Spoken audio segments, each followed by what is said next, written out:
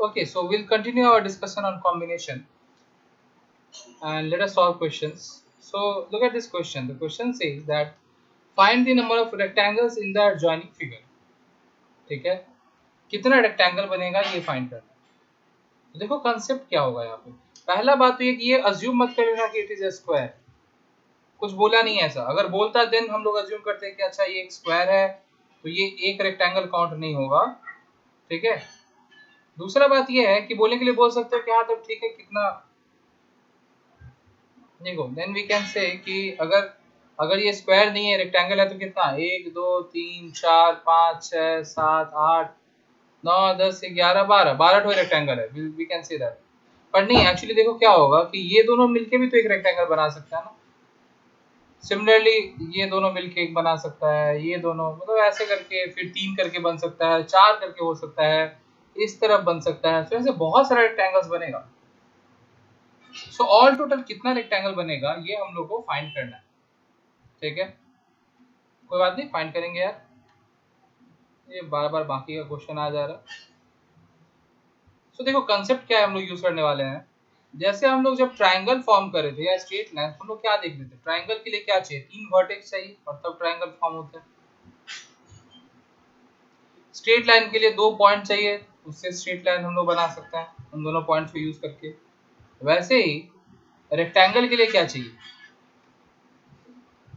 For rectangle what you need is 2 horizontal straight lines and 2 vertical straight line, तभी एक rectangle बनेगा। अगर हम 2 हॉरिजॉन्टल स्ट्रेट लाइन लें और 2 वर्टिकल स्ट्रेट लाइन लें तो क्या बनेगा, एक रेक्टेंगल बन रहा है कि नहीं। देखो दिस इज द रेक्टेंगल, ठीक है। सो हम लोग यहाँ पे सॉल्यूशन क्या हो जाएगा, देखो यहाँ पे हॉरिजॉन्टल कितना लाइंस है, 1 2 3 4, देयर आर 4 हॉरिजॉन्टल। देखो 1 2 3 4, 4 हॉरिजॉन्टल स्ट्रेट लाइंस। और वर्टिकल कितना है, देखो 1 2 3 4 5, 5 वर्टिकल स्ट्रेट लाइंस। तो हम लोग क्या बोल सकते हैं कि अगर हम 5 में से 2 लाइन सेलेक्ट करेंगे, कितने वेज में सेलेक्ट कर सकते हैं, 5C2 वेज में। एंड इन 4 में से अगर 2 लाइन सेलेक्ट करना हो तो कितने वेज में कर सकते हैं, 4C2 वेज में। अब देखो अगर ये 2 लाइन और इधर से 2 लाइन हम सेलेक्ट करें तो for every all this combination will make a rectangle. अगर हम 2 लाइन, दो कोई भी 2 वर्टिकल लाइन, देखो पहला और दूसरा सेलेक्ट करते हैं, या फिर हम पहला और तीसरा सेलेक्ट करें और ऐसे ही 2 ठो इधर से सेलेक्ट करें तो एक रेक्टेंगल बनना ही बनना है। कोई भी 2 ठो combination of vertical straight line and 2 combination of horizontal straight line will form a rectangle. Triangle में बोला था रेक्टेंगल, ठीक है। तो this is it, this is our answer. तो ये 5C2 का वैल्यू होता है 10 और 4C2 का वैल्यू होता है 6। So all total there will be 60 rectangles possible. इस तरह का क्वेश्चन तुम लोग सोशल मीडिया साइट से बहुत देखते होगे, count the number of squares, count the number of rectangles in this. Now you can use this concept to solve them easily, much easier way. हाँ ये याद रखना कि यहाँ पे हम लोग ये अज्यूम करके चल रहे हैं कि ये भी एक रेक्टेंगल है। अगर यहाँ बोल देता कि ये स्क्वायर है तब फिर क्या हो जाता, तब इसमें से आंसर कुछ कम होता। कितना कम होता वो सोचो। सपोज कि हम बोल रहे हैं कि एक एक बॉक्स स्क्वायर है, तब क्या हो रहा है, नाउ सी दिस कॉम्बिनेशन, मतलब ये जो सिलेक्शन हो रहा है इस सिलेक्शन में मेरा रेक्टेंगल नहीं बन रहा है, ये स्क्वायर बन जा रहा है। एक्चुअली देखा जाए तो स्क्वायर इज आल्सो रेक्टेंगल, लेकिन अगर हम लोग दोनों को डिस्टिंग्विश करके चले तो ठीक है। मतलब रेक्टेंगल का डेफिनेशन तो ऐसा नहीं है ना कि opposite sides must be equal and बाकी दो अनइक्वल ही होना चाहिए, ऐसा मतलब ऐसा तो कुछ है नहीं ना, तो इसलिए हम लोग इसको बोल सकते हैं। सो मान लेते हैं कि अगर स्क्वायर को हम लोग नहीं काउंट कर रहे हैं, we are only counting rectangles, तब देखो क्या हो जाएगा, ये सारा काउंट तो नहीं कर सकते तो ये 12 12 इसलिए माइनस हो जाएगा। देखो 60 was our answer to this question. अभी हम मॉडिफाई किए हैं क्वेश्चन को तब उसका आंसर बता रहे हैं। तो अगर ये इक्वल डिस्टेंसेस पे रहता है, ये लाइन जितना डिस्टेंस पे, सेम डिस्टेंस पे ये लाइन और ये लाइन रहता तो तब स्क्वायर बन जाता, तो उसको काउंट नहीं करते रेक्टेंगल में, तब काम बता रहे। तो 12 माइनस हो जाता। फिर देखो क्या होता, ये 4 बॉक्स, ऐसा 4 बॉक्स, कोई भी 4 बॉक्स मिलके ऐसा बना सकता था, तुमको ये सोचना पड़ता कितना बनेगा। तो बेसिकली 3 इधर और इधर 3, ठीक है ऐसा। फिर कोई भी 4 बॉक्स बन के तो बहुत तब थोड़ा कॉम्प्लिकेटेड होता है, लेकिन जब ऐसा अनइक्वल डिस्टेंस पे है तो it is very simple, you can solve it in this way. ठीक है, the answer is 60, 5c2 multiplied to 4c2, that is our answer. Okay, now see question number 15. In how many ways can a football team of 11 players be selected from 16 players? So देखो all total 16 players हैं, इनमें से हमको choose कितना करना है, 11 player choose करना है हमको।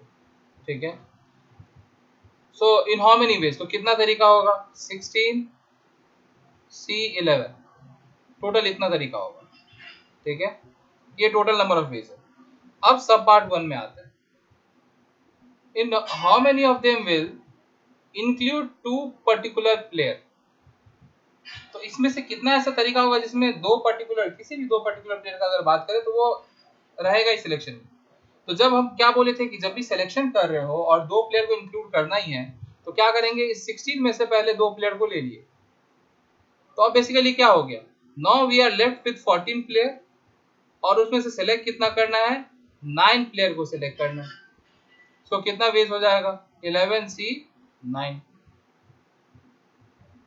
सॉरी 14C9, अरे यार क्या कहाँ ध्यान है मेरा, 14 में से 9 प्लेयर सेलेक्ट करना है ना, सो 14C9।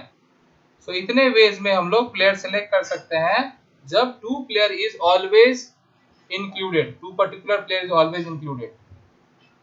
अब दूसरा क्या बोल रहा है, एक्सक्लूड 2 पर्टिकुलर प्लेयर। तो भाई टोटल तरीका से अगर 2 प्लेयर के इंक्लूजन का तरीका को माइनस कर दोगे तो क्या मिलेगा, नहीं मिलेगा, नहीं मिलेगा, क्यों नहीं मिलेगा बता रहे, देखो तो सेकेंड पार्ट एक्सक्लूड 2 प्लेयर। तो देखो अगर 2 प्लेयर को एक्सक्लूड करना है तो इसका मतलब क्या है, टोटल 16 प्लेयर है, इसमें से 2 निकाले तो कितना बच गया, 14, ये 2 प्लेयर बैंड हो गए, तो तुम दोनों खेलेगा ही नहीं, 2 को हटा दिए। तो अब हमको क्या करना है, अब 14 में से 11 प्लेयर को सिलेक्ट करना है।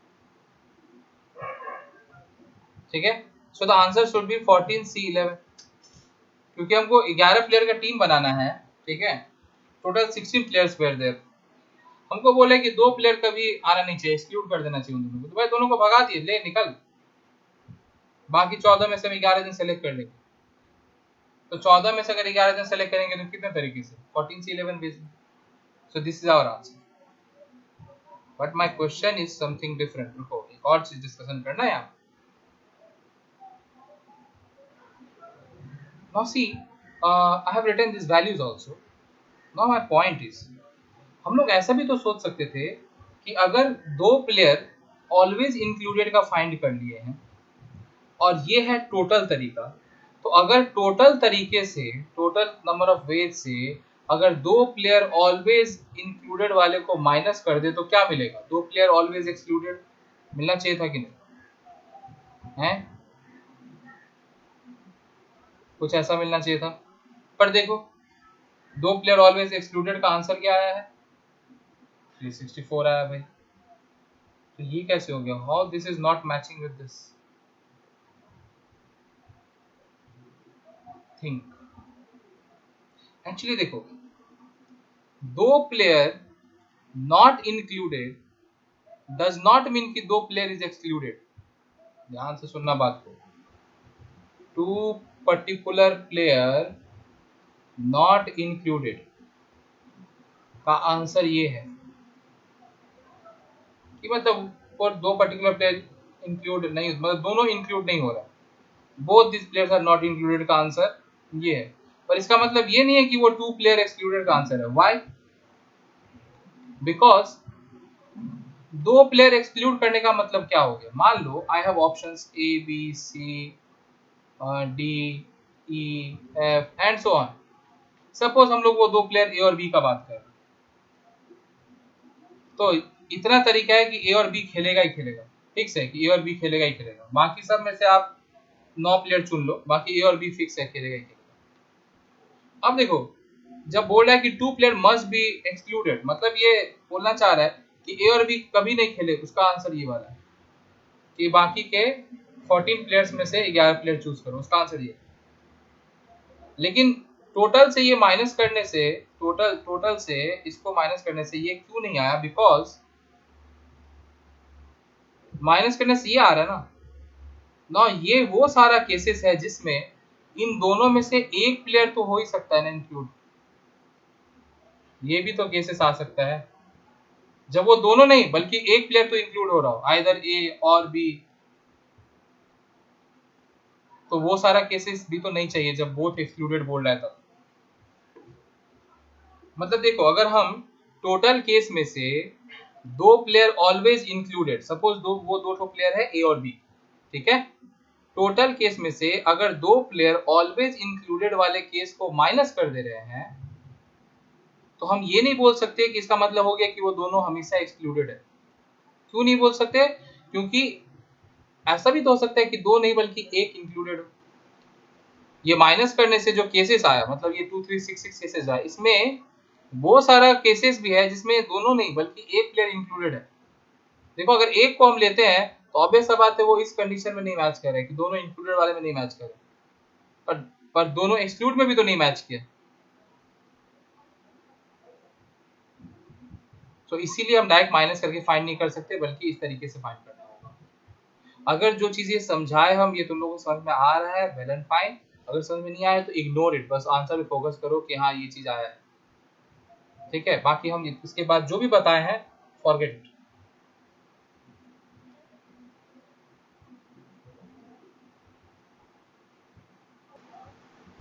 Now see question number 16. It says that we wish to select 6 persons from 8 person. मतलब टोटल 8 पर्सन है, उसमें से 6 सेलेक्ट करना है।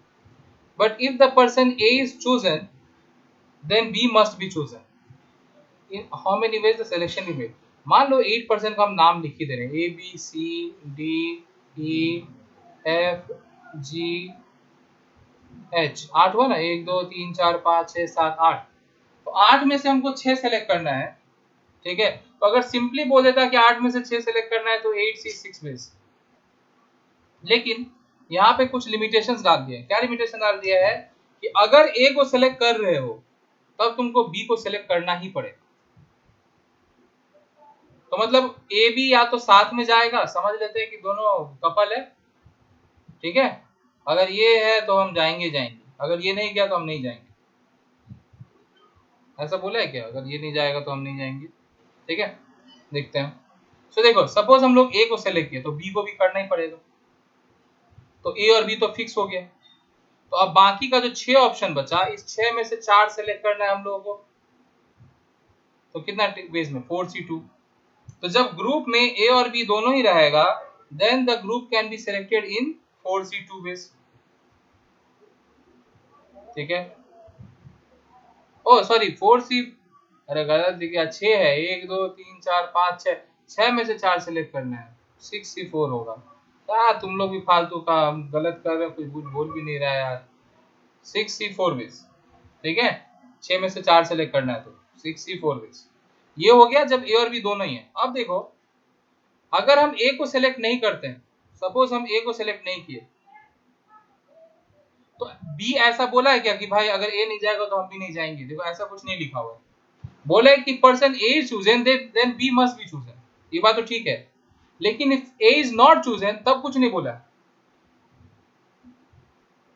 तो इसका मतलब है कि हम अगर ए को नहीं ले रहे हैं तो बाकी का 7 में से हम 6 जन सेलेक्ट कर सकते हैं। So if A is taken then this is the ways, if A is not taken. यहाँ पे बेसिकली क्वेश्चन में दो कैटेगरी हो गया। एक हो गया कि जब आप ए को चूज कर रहे हो तब, और एक हो गया जब आप ए को नहीं चूज कर रहे हो तब। सो ए को चूज किए तो 6C4 वेज आया, और जब ए को नहीं चूज कर रहे हैं तब 7C6 वेज आ रहा है, क्योंकि 7 में से 6 जन। तो टोटल कितना तरीका हो जाएगा इन दोनों का addition? So 6C4 plus 7C6. This is the answer. Okay. Now we will solve question number 19 directly, because I am assuming that 17 and 18 you can solve on your own. So see, out of 5 corrupt persons and 2 honest person, 5 corrupt person है CP लिखे हैं और 2 honest person है HP लिखे, ठीक है। Number 19। A committee of 3 person is to be form, मतलब ये 7 लोगों में से 3 लोगों को हम लोग को सेलेक्ट करना है। So as to include at least one honest person, देखो ऑनेस्ट पर्सन एटलीस्ट वन होना ही चाहिए कमिटी में। 3 जन के कमिटी में एटलीस्ट वन ऑनेस्ट पर्सन हम लोग को सेलेक्ट करना है, तो कितना ऐसा तरीका होगा, ठीक है। तो चलो देखते हैं, यहाँ पे लिखते हैं पहले ऑनेस्ट पर्सन पे लिमिटेशन है तो पहले इसको लिखते हैं, रेस्ट्रिक्शन है इसलिए पहले इसको, फिर करप्ट पर्सन और फिर नंबर ऑफ वेज।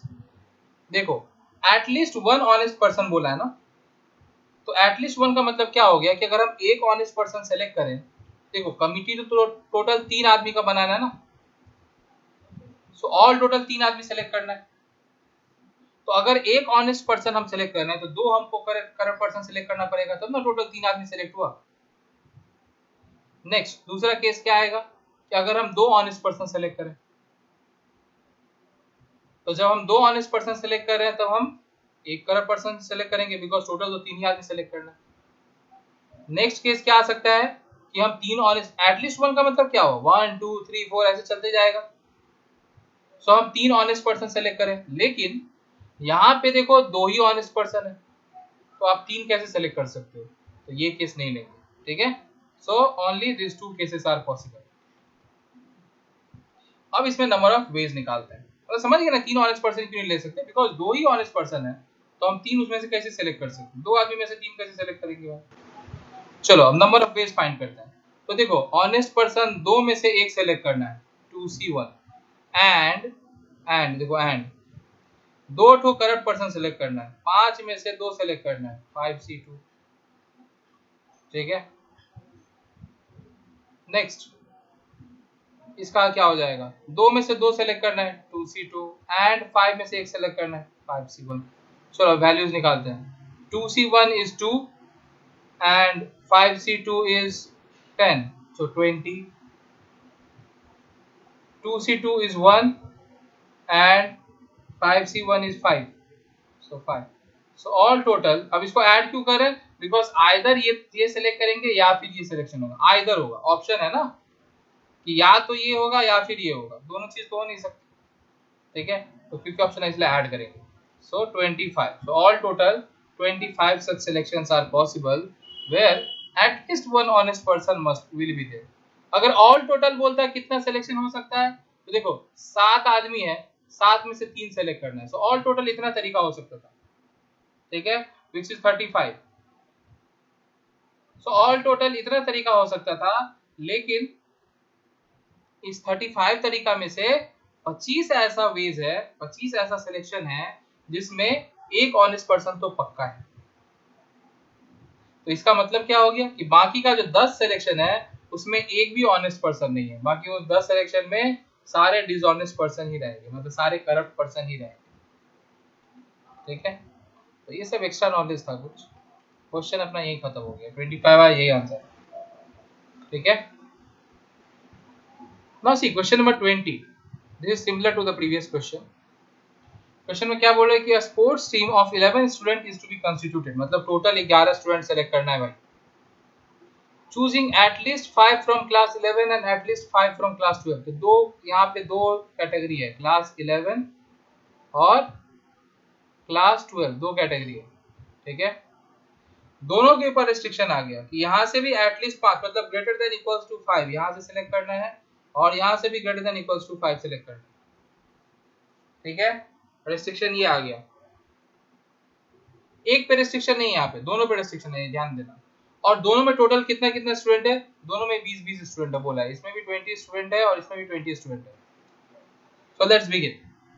तो देखो अपने देखते हैं कितना ऑप्शंस आएगा। तो अगर greater than equals to 5 student select करना है तो चलो यहाँ से 5 सिलेक्ट करते हैं। तो अगर यहाँ से 5 सिलेक्ट करेंगे तो ये मत सोचना कि यहाँ से भी 5 ही करेंगे, तब तो गलत हो गया। क्यों? क्योंकि टीम तो 11 आदमी का बनाना है, हम 5-5 10 आदमी सेलेक्ट किया, ऐसा कैसे हो सकता है, दिस इज नॉट अलाउड। अगर हम क्लास 11 से 5 ले रहे हैं तो हमको 12 से 6 लेना ही पड़ेगा।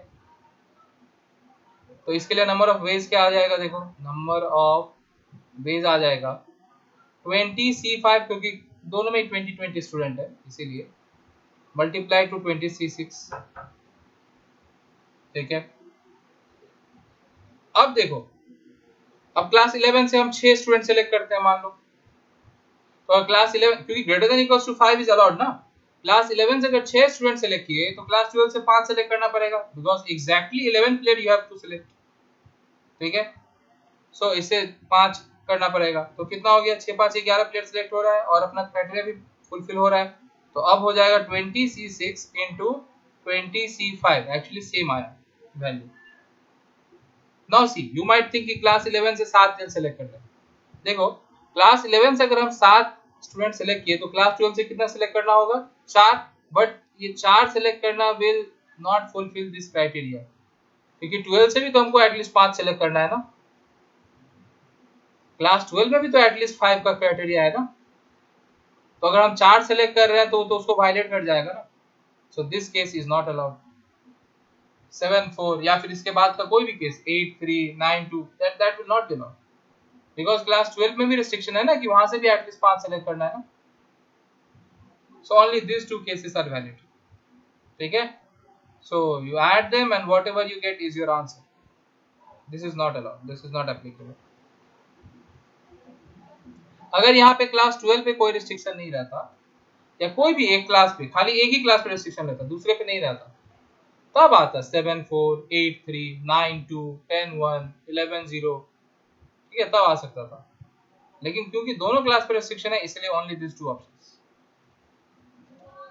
ठीक है। Now question number 21.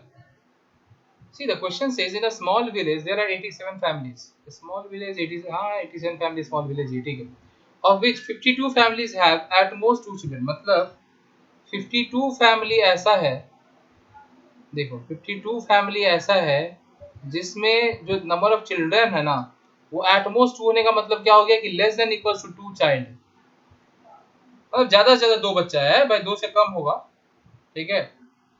तो बाकी का जो बचा, बाकी का कितना बचा, 87 माइनस 52 कर लो, ठीक है, तो 35 फैमिली, मतलब 35 फैमिली ऐसा है जिसका एटमोस्ट 2 बच्चा नहीं है। एटमोस्ट 2 बच्चा नहीं है इसका मतलब क्या हुआ कि 2 से ज्यादा हो, 2 से ज्यादा बच्चा होगा इन सब फैमिली में, ठीक है, यही बोलना चाह रहा है क्वेश्चन। तो ये इन्फॉर्मेशन गिवन है, ठीक है, डायरेक्टली नहीं दिया हुआ था, हम लोग खुद से इसको डिड्यूस किया। देखो एटमोस्ट 2 चाइल्ड का मतलब समझ लो, एटमोस्ट 2 चाइल्ड का मतलब हो गया कि ज्यादा से ज्यादा 2 बच्चा, तो 0 बच्चा भी हो सकता है, 1 बच्चा भी हो सकता है, 2 बच्चा भी हो सकता है, मतलब basically less than equals to 2 child. So 52 families में less than equals to 2 child है, और 35 फैमिली में 2 से ज्यादा बच्चा होगा, ठीक है, क्योंकि नेगेटिव में तो चाइल्ड हो नहीं सकता ना। अब बोल रहा है कि कोई प्रोग्राम एक चालू हुआ, रूरल डेवलपमेंट प्रोग्राम, जिसमें 20 फैमिली को चूज करना है असिस्टेंस के लिए, टोटल 20 फैमिलीज आर रिक्वायर्ड। उसमें से बोल के आ रहा है कि of which at least 18 families must have at most 2 child, मतलब कि 18 ऐसा फैमिली चूज करना है जिसके पास ज्यादा से ज्यादा 2 बच्चा हो, मतलब इसमें से 18 फैमिली चूज करना है हम लोग को, एटलीस्ट 18, कम से कम इसमें से 18 सेलेक्ट करना, और बाकी के फैमिली में से बाकी का, ठीक है। तो देखो यहाँ कितना केसेस बनेगा, यहाँ देखो हम लोग एट मोस्ट 2 कैटेगरी यहाँ पे हो गया, एट मोस्ट 2 चाइल्ड वाला, और दूसरा कैटेगरी हो गया अदर्स। तो अगर हम एट मोस्ट 2 चाइल्ड वाला 18 सेलेक्ट करते हैं, देखो फिर से क्वेश्चन तुम लोग एक बार ध्यान से देखो, एटलीस्ट 18 बोला है, तो एट मोस्ट टोटल 20 सेलेक्ट करना है ना, एट मोस्ट 2 चाइल्ड वाला अगर 18 सेलेक्ट करते हैं, कम से कम 18 करना है, इसलिए डायरेक्ट 18 से स्टार्ट करें, तो अदर्स में से हम 2 सेलेक्ट कर सकते हैं। अब अगर एट मोस्ट 2 चाइल्ड वाला 19 सेलेक्ट करते हैं तो अदर्स में से 1 सेलेक्ट कर सकते हैं, और एट मोस्ट 2 चाइल्ड वाला हम 20 भी तो सेलेक्ट कर सकते हैं, सारा का सारा यहीं से सेलेक्ट कर लिए, तब अदर्स से 0 सिलेक्शन होगी, और 21 तो सेलेक्ट कर नहीं सकते ना, बिकॉज टोटल तो 20 ही सेलेक्ट करना है, इसीलिए तो दिस इज इट। इन तीनों को आंसर जो आएगा ऐड कर लेंगे, हो जाएगा। अब इन तीनों के लिए नंबर ऑफ वेज कितना आएगा वो फाइंड करते हैं। अच्छा, इस क्वेश्चन में देखो एक क्वेश्चन लिखा कि what message is conveyed in the question, तो भाई देखो एटमोस्ट 2 चाइल्ड वाले से ज्यादा सिलेक्शन किया जा रहा है ना, 18 फैमिली सिलेक्ट किया जा रहा है, मतलब कि बोलना चाह रहा है गवर्नमेंट कि this series value based question is not important, ऐसे ही मैं डिस्कस कर रहा हूँ यार, ये ऐसे ही बोल दे रहा हूँ कि ऑब्वियस बात है, फोकस उस पे किया जा रहा है जिसमें less than equal to 2 child हैं, तो मतलब बच्चे 2 ही अच्छे, हाँ 2 या 2 से कम हो वही, यही मैसेज कन्वे हो। ठीक है, अब देखो इधर निकालते हैं हम लोग नंबर ऑफ वेज। तो टोटल 52 ऐसा फैमिली है, 52 में से 18 एंड 35 फैमिली है अदर्स, तो 35 में से 2।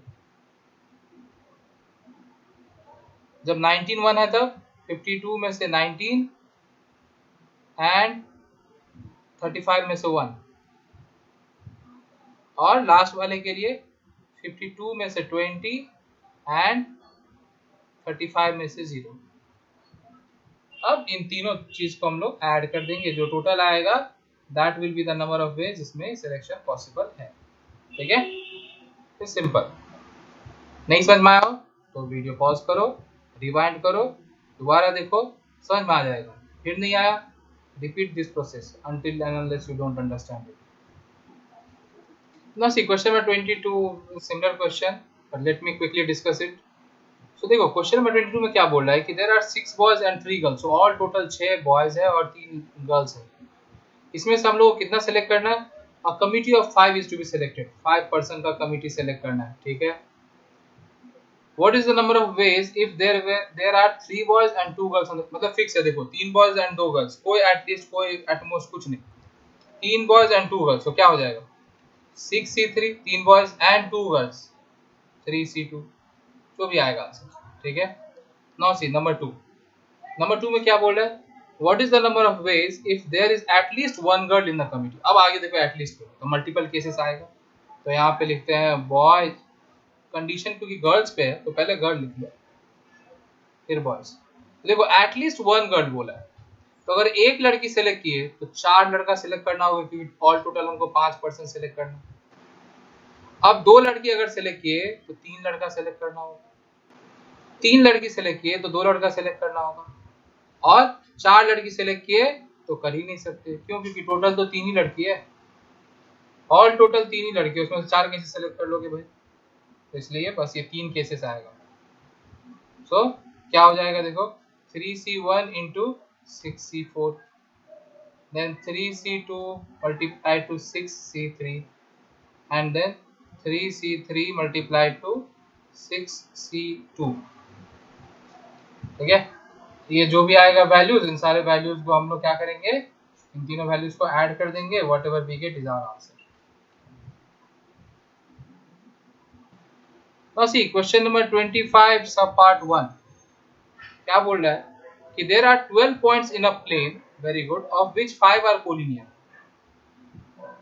तो देखो एक एक नहीं हो रहा है, 1 2 3 4 5, ये पांचों कोलिनियर पॉइंट्स हैं। कोलिनियर मतलब सेम लाइन में लाएगा।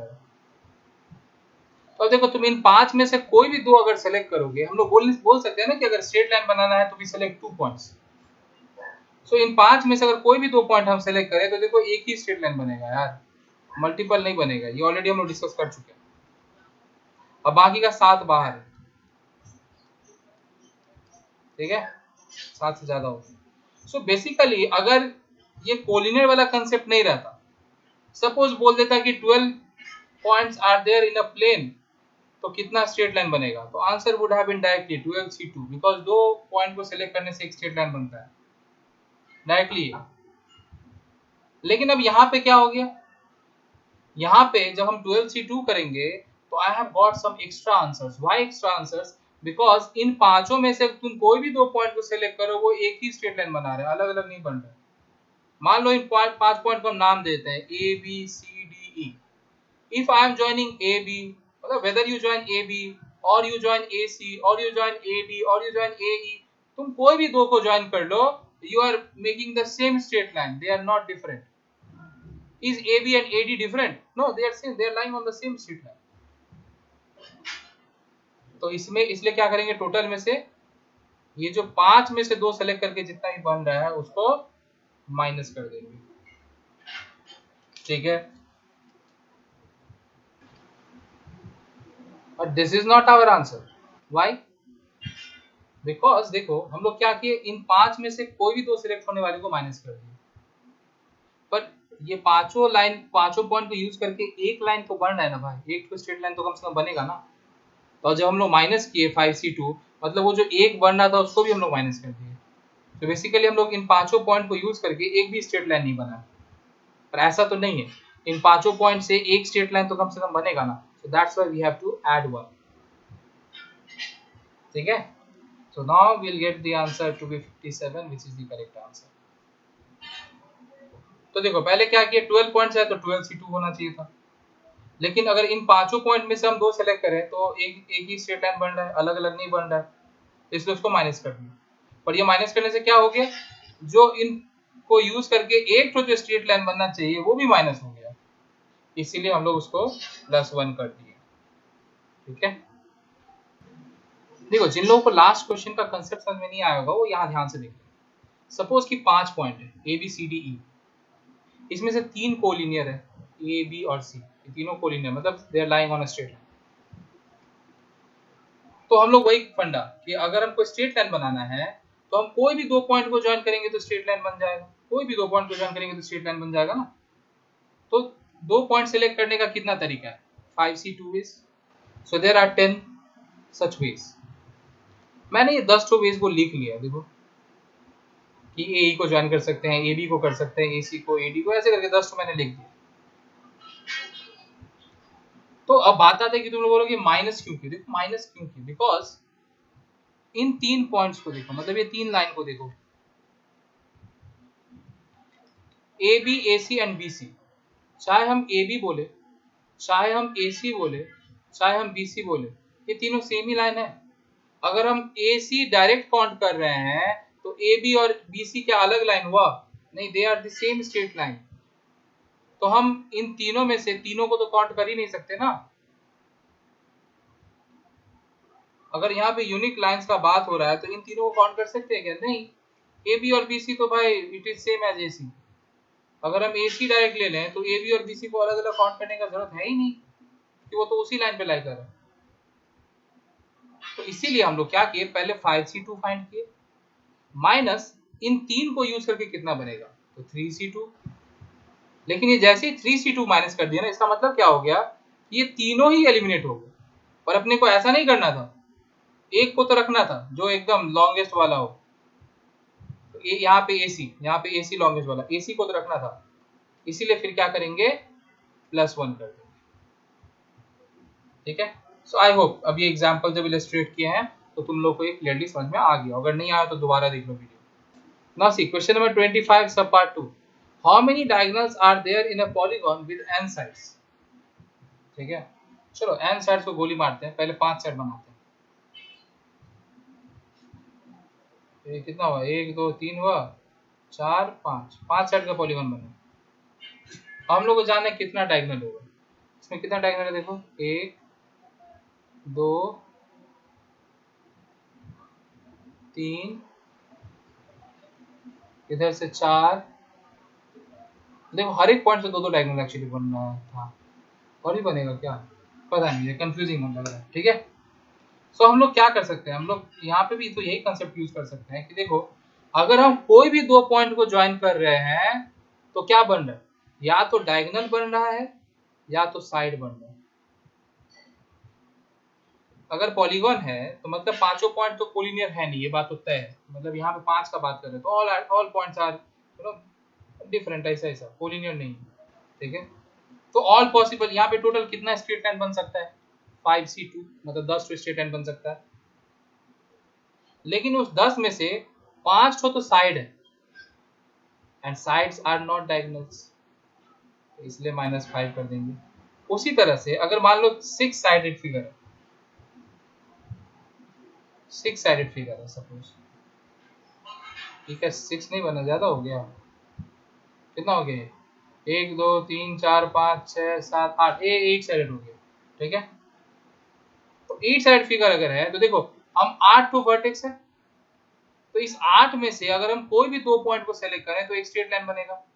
सो ऑल टोटल इतना स्ट्रेट लाइन पॉसिबल है, और इन सारे स्ट्रेट लाइन में से बस ये 8 तो जो है ये साइड है, बाकी का डायगोनल होगा। देखो ये डायगोनल है, कोई भी तुम दो को ज्वाइन करो यहाँ से तो डायगोनल ही बनाएगा, you join any two it will form diagonal. बस खाली जो ये जो 8 लाइंस है ना, ये खाली साइड्स होगा, बाकी किसी भी वर्टेक्स से कहीं भी ज्वाइन करो डायगोनली बनेगा, ठीक है। सो -8। तो उसी तरह से जब n साइडेड बोला है तो what will be the answer? The answer will be nc2, इतना इतना लाइंस होगा और उसमें से नंबर ऑफ साइड्स को माइनस कर दो, तो you will get all the diagonals, you will be left with all the diagonals, ठीक है। This is it.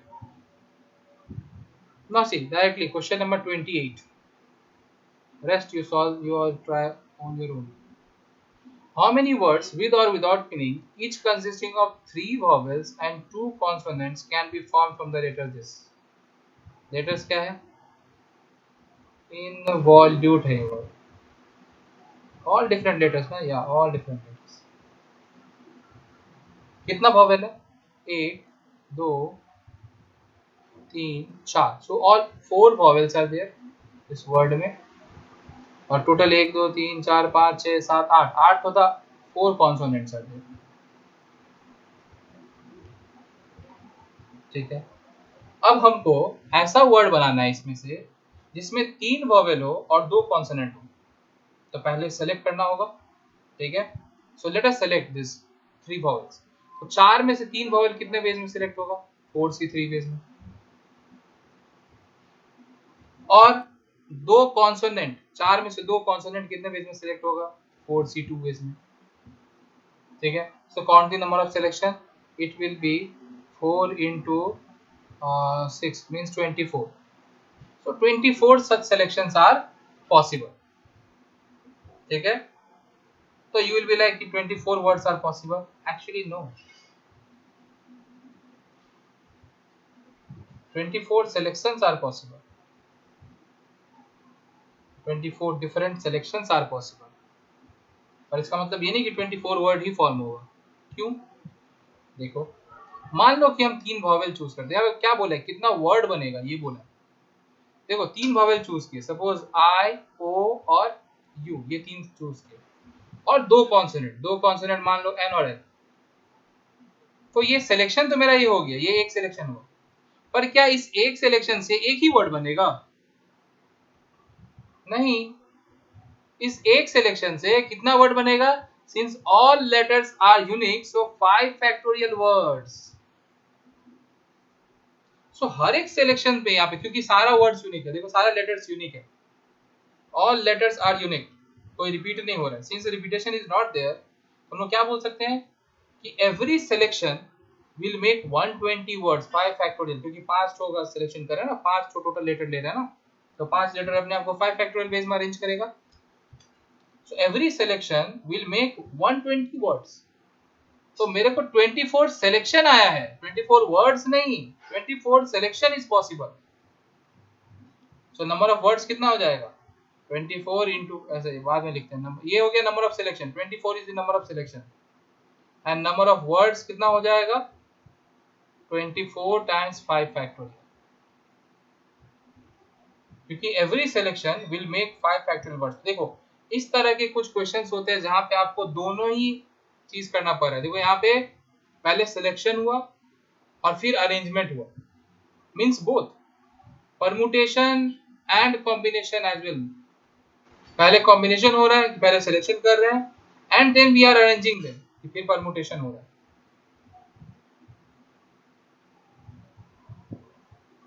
ठीक है। तो अब जरूरी नहीं, अब ध्यान से एकदम अलर्ट रहना, ये नहीं जरूरी नहीं है कि क्वेश्चन में कि भाई ये कॉम्बिनेशन वाला एक्सरसाइज कर रहा है तो खाली कॉम्बिनेशन ही करना होगा, नहीं, क्वेश्चन पढ़ के उसका मीनिंग समझो कि क्या बोलना चाह रहा है। यहाँ पे खाली सिलेक्शन करना वाज एनफ? नो, खाली सेलेक्ट करना is not enough. Why? Because we have to make words also. So 24 selections are possible, but each selection will make 120 such words. Okay, so this is the answer.